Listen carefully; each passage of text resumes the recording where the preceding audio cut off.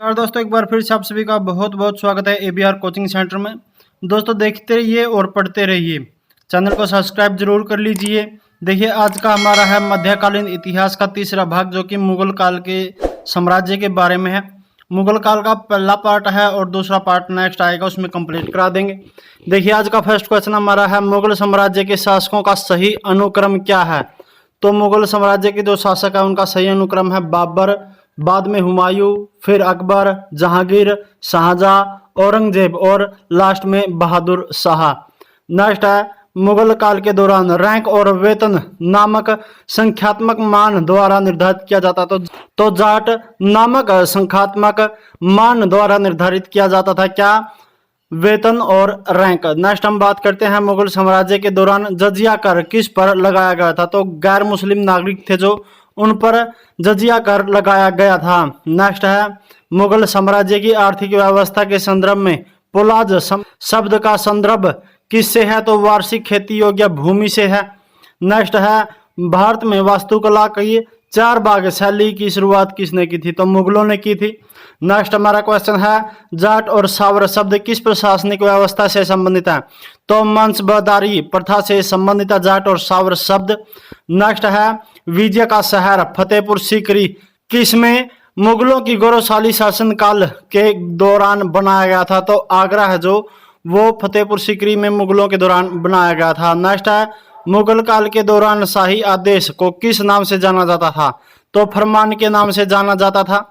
Next question है, किसका उपयोग मुगलों की घरेलू दुनिया को संदर्भित करने के लिए किया जाता था। तो हरेम का जो उपयोग है वो मुगलों के घरेलू दुनिया को संदर्भित करने के लिए किया जाता था। मुगल बादशाह का मीर बख्शी किसका मुखिया था। तो सेना संगठन का मुखिया था। कौन, मीर बख्शी। नेक्स्ट है, मुगल जागीर से आप क्या समझते हैं। तो मुगल जागीर से समझते हैं अधिकारी को राजस्व का अधिकार देना। नेक्स्ट क्वेश्चन है, मुगल काल के पहले भारतीय हिंदी विद्वान कौन थे। तो मलिक मोहम्मद जायसी थे। मुगलों की दरबारी भाषा क्या थी। तो मुगलों की दरबारी भाषा फारसी थी।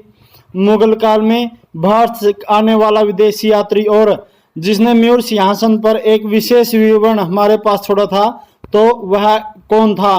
तो वह था ट्रेवनियर था, जिसने मुगल काल में भारत आने वाले विदेशी यात्रियों का और मयूर सिंहासन का विश्लेषण विवरण हमारे पास छोड़ा था। नेक्स्ट हमारा है, किन मुगल बादशाहों ने अपनी आत्मकथाएं लिखी हैं। तो बाबर और जहांगीर ने अपनी आत्मकथाएं लिखी हैं।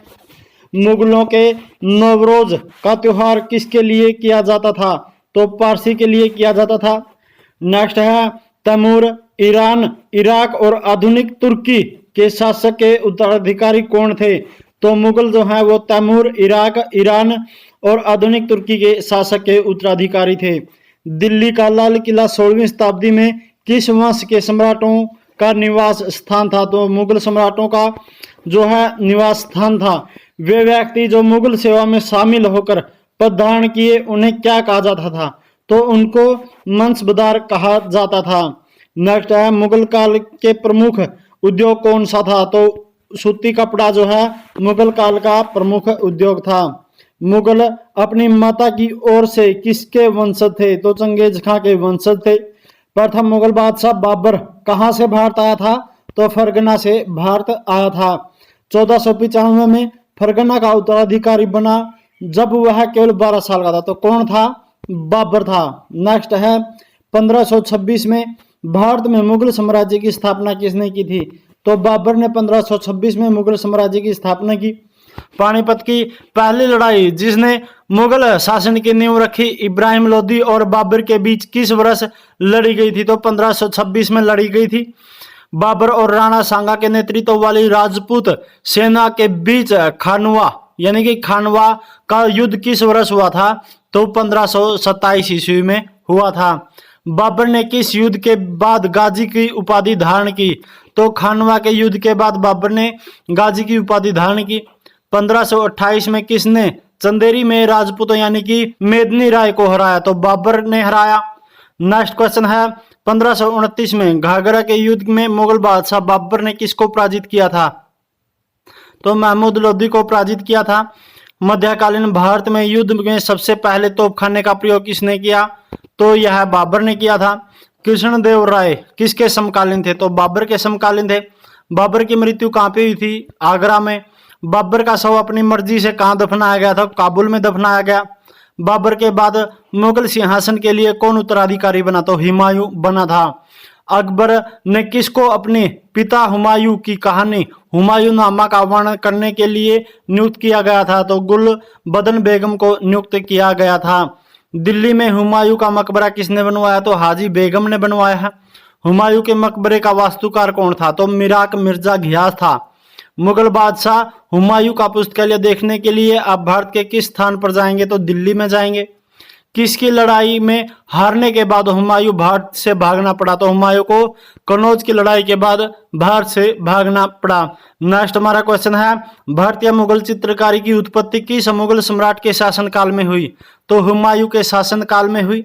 नेक्स्ट है, 16वीं शताब्दी में शेरशाह सूरी द्वारा शुरू किए गए चांदी के सिक्के को क्या कहा जाता था? तो रुपया कहा जाता था। शेरशाह सूरी ने हुमायूं को हराया और इस लड़ाई में गौर पर कब्जा कर लिया। तो चौसा के युद्ध में हराया और 26 जून 1539 में कब्जा कर लिया था। नेक्स्ट बात करते हैं, शेर खान ने चौसा 1539 और कन्नौज 17 मई 1540 में किसको हराया, जिसके बाद वह ईरान भागा? तो हुमायूं को हराया था और इसके बाद हुमायूं जो है ईरान भाग गया था। शेरशाह सूरी की महानता उसके कहाँ पे निमित्त है? तो प्रशासनिक सुधारों में निहित है। डोडरमल प्रभावशाली राजस्व अधिकारी के किसके तहत कार्य किया? तो शेरशाह सूरी के तहत कार्य किया। किसने? डोडरमल ने। किसके तौर पर? प्रभावशाली राजस्व अधिकारी के तहत। नेक्स्ट बात करते हैं हम इसमें, शेरशाह सूरी द्वारा निर्मित ग्रैंड ट्रंक रोड किसको जोड़ता है? तो लाहौर और पूर्वी बंगाल को जोड़ता है। पुराना किला किसने बनवाया? तो पुराना किला शेरशाह सूरी ने बनवाया है। शेरशाह सूरी का मकबरा कहाँ स्थित है? तो सासाराम में शेरशाह सूरी का मकबरा स्थित है। सूरी राजा किसको हुमायूं ने अपने राज्य का पुनः प्राप्त करने के लिए पराजित किया? तो सिकंदर सूरी को पराजित किया। नेक्स्ट है, 1564 में कटंगा किले की रक्षा करते हुए मुगल सेनाओं से लड़ते हुए किस रानी की मृत्यु हो गई थी? तो रानी दुर्गावती की मृत्यु हो गई थी। राजस्थान के किस किले में जयमल और कल्ला के सम्मान में छतरियों यानी कि स्मारकों का निर्माण किया गया, जिन्होंने सम्राट अकबर द्वारा 1568 की घेराबंदी में अपने प्राणों की आहुति दे दी थी? तो चित्तौड़गढ़ किला में। नेक्स्ट बात करते हैं, वर्ष 1556 ईस्वी में मुगल सिंहासन का उत्तराधिकारी कौन बना? तो अकबर बना 1556 में। हुमायूं के उत्तराधिकारी किसका जन्म निर्वासन में हुआ और जब उसने पिता की मृत्यु हुई तो वह केवल 13 वर्ष का था? तो अकबर था। नेक्स्ट बात करते हैं, अकबर की उम्र क्या थी जब वह सम्राट बना? तो 13 वर्ष की उम्र थी। तुकारोई का युद्ध कब लड़ा गया? तो तुकारोई का युद्ध 1575 में लड़ा गया था। हल्दी घाटी का युद्ध किन दो सेनाओं के बीच में लड़ा गया? तो अकबर और महाराणा प्रताप सिंह के बीच में लड़ा गया। हल्दी घाटी का युद्ध मेवाड़ के राणा प्रताप सिंह ने मुगल सेना के किस युद्ध में पराजित किया? तो हल्दी घाटी के युद्ध में पराजित किया। अकबर की 3 खंड की जीवनी का शीर्षक आईने अकबरी यानी कि अकबरनामा किसने लिखा है? तो अबुल फजल ने लिखा है। नेक्स्ट हमारा क्वेश्चन है, तुलसीदास ने किसके शासनकाल में रामचरितमानस की रचना की है? तो अकबर के काल में रामचरितमानस की रचना की है। किसने? तुलसीदास ने। प्रतिष्ठित संगीतकार जोड़ी तानसेन और बैजू बावरा किसके शासनकाल के दौरान संपन्न हुए? तो अकबर के शासनकाल में संपन्न हुए। नेक्स्ट क्वेश्चन हमारा है, सती प्रथा को रोकने की कोशिश करने वाला मुगल बादशाह कौन था? तो अकबर था। दीन ए इलाही किसके द्वारा शुरू किया गया नया धर्म था? तो अकबर के द्वारा। किस मुगल शासक ने मंसबदारी प्रथा की शुरुआत की, जो मुगल सैन्य संगठन और नागरिक प्रशासन का आधार बनी? तो अकबर ने की थी।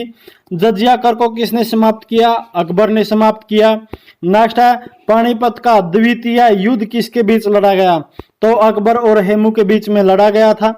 अकबर के प्रारंभिक दिनों में उसका शासक कौन था? तो बैरम खान था। दीन ए इलाही को स्वीकार करने वाला अकबर का एकमात्र हिंदू दरबारी कौन था? तो बीरबल था। नेक्स्ट है, मुगल बादशाह अकबर ने गुजरात के खानदेश विजय की यादगार में किसके रूप में निर्माण कराया है? तो बुलंद दरवाजा का निर्माण करवाया है। नेक्स्ट हमारा क्वेश्चन है, बुलंद दरवाजा कहाँ स्थित है? तो बुलंद दरवाजा उत्तर प्रदेश में है। अकबर की दूसरी राजधानी कौन सी थी? तो फतेहपुर सीकरी जो है अकबर की दूसरी राजधानी थी। एक प्रसिद्ध जैन विद्वान जिसे अकबर ने अंततः सम्मानित किया था वह कौन था? तो वह हरि विजय था। अकबर ने अपनी धार्मिक चर्चा किस में की थी? तो इबादत खाना में की थी। अकबर ने अपने दरबारी संगीतकार के रूप में किसे नियुक्त किया? तो मियां तानसेन को नियुक्त किया गया था। नेक्स्ट है, अकबर के दरबार में सबसे प्रसिद्ध संगीतकार तानसेन का मूल नाम क्या था? तो रामतनु पांडे था। नेक्स्ट है, अकबर के शासनकाल के दौरान महाभारत का फारसी में अनुवाद किया गया था तो और इसे किस नाम से जाना जाता है? तो रजनामा यानी कि युद्धों की पुस्तक के नाम से जाना जाता है। नेक्स्ट क्वेश्चन है, अकबर का मकबरा किस स्थान पर स्थित है? तो सिकंदराबाद में जो है सिकंदरा में अकबर का मकबरा स्थित है। अकबर के शासन के दौरान राजस्व निपटान का प्रवर्तक कौन था? तो राजा डोडरमल था। अकबर का प्रसिद्ध राजस्व मंत्री कौन था? तो डोडरमल था।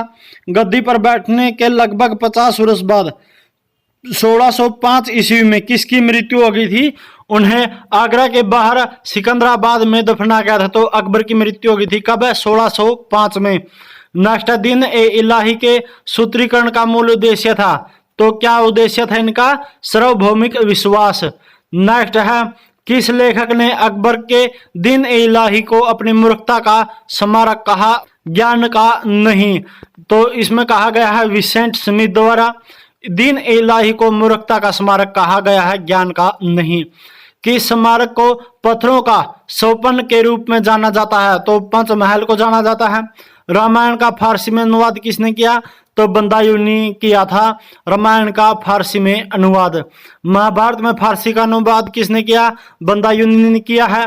अकबर के शासनकाल के दौरान मुगल साम्राज्य की उत्तर पश्चिम सीमा क्या थी? तो हिंदू कुश थी। नेक्स्ट है, अकबर के साम्राज्य में कौन सा राज्य शामिल नहीं था? तो बीजापुर राज्य शामिल नहीं था अकबर के साम्राज्य में। पानीपत का द्वितीय युद्ध किन दो सेनाओं के बीच में लड़ा गया था? अकबर और हेमू के बीच में लड़ा गया था पानीपत का दूसरा युद्ध। कौन सा मुगल बादशाह निरक्षर था? तो अकबर निरक्षर था। आगरा का किला किसके द्वारा बनाया गया? तो अकबर के द्वारा। झरोखा दर्शन किस मुगल शासक ने शुरू किया? तो अकबर ने किया। फौजी किसके दरबार में रहता था? तो अकबर के दरबार में रहता था। किस वर्ष अकबर ने चित्तौड़ की सिसोदिया राजधानी पर कब्जा किया था? तो 1568 में किया था। नेक्स्ट है, निम्नलिखित में से कौन सा युग्म गलत है? तो अबुल फजल है जो मुख्य सलाहकार था। फौजी कवि था। बीरबल वित्त मंत्री था। यह सभी सही हैं। तो बीरबल है जो वित्त मंत्री था, यह सही है। कौन सा ऑप्शन? तीसरा ऑप्शन सही है। नेक्स्ट बात करते हैं, अकबर का उत्तराधिकारी उसका पुत्र सलीम हुआ जिसने कौन सी उपाधि धारण की जिसका अर्थ विश्व विजेता है? तो जहांगीर की उपाधि धारण की। नेक्स्ट बात करते हैं, राजकुमार सलीम किस वर्ष मुगल सिंहासन पर बैठा? तो 1605 ईस्वी में। किसने मेहर उन निशा से शादी की जिन्होंने नूरजहां यानी कि दुनिया की रोशनी की उपाधि दी? तो जहांगीर ने नूरजहां से शादी की थी। जहांगीर के शासनकाल में मुगल दरबार में उपस्थित होने वाला प्रथम अंग्रेज कौन था? तो कप्तान विलियम हॉकिंस था। ईस्ट इंडिया कंपनी ने कैप्टन विलियम हॉकिंस को 1608 में सम्राट तो कौन था जिसके दरबार में सूरत में एक कारखाना खोलने की अनुमति लेने के लिए भेजा था? तो जहांगीर के दरबार में भेजा था। नेक्स्ट है, मुगल सम्राट जिसने 1613 ईस्वी में सूरत में ईस्ट इंडिया कंपनी को अपना कारखाना स्थापित करने की अनुमति दी? तो जहांगीर ने दी थी। सर थॉमस रो ने इंग्लैंड के राजा जेम्स प्रथम के राजदूत के रूप में मुगल शासक किसके दरबार के दौरा किया था? तो जहांगीर के दरबार का दौरा किया था। अपने शासनकाल के अंतिम वर्षों में अकबर राजकुमार सलीम भविष्य के सम्राट के किसके विद्रोह से विचलित थे? तो जहांगीर के विद्रोह से विचलित थे। उस्ताद मंसूर किस मुगल शासक के शासन काल का प्रसिद्ध चित्रकार था? तो जहांगीर के दरबार का यानी कि शासन काल का मुख्य चित्रकार था, प्रसिद्ध चित्रकार था। नेक्स्ट है, जहांगीर का क्या अर्थ है? तो विश्व विजेता जहांगीर का अर्थ है। किसके शासनकाल के दौरान मुगल चित्रकला अपने चरम पर पहुंची थी? तो जहांगीर के काल में पहुंची थी। हिंदी गीतों की रचना का श्रेय किस मुगल सम्राट को दिया जाता है? तो जहांगीर को दिया जाता है। और इसी के साथ आज का फर्स्ट पार्ट में हमारा इतना ही। जल्द लेके आएंगे सेकंड पार्ट। लेकिन जिन्होंने अभी तक चैनल को सब्सक्राइब नहीं किया है तो सभी से रिक्वेस्ट है चैनल को सब्सक्राइब कर लें। आने वाली वीडियो की नोटिफिकेशन पाने के लिए घंटे का बटन जरूर दबा दें। तो चलिए, खुश रहिए, खुशहाल रहिए, सुरक्षित रहिए और देखते रहिए, पढ़ते रहिए। मिलते हैं जल्द नेक्स्ट क्लास में। तब तक के लिए जय हिंद, जय भारत।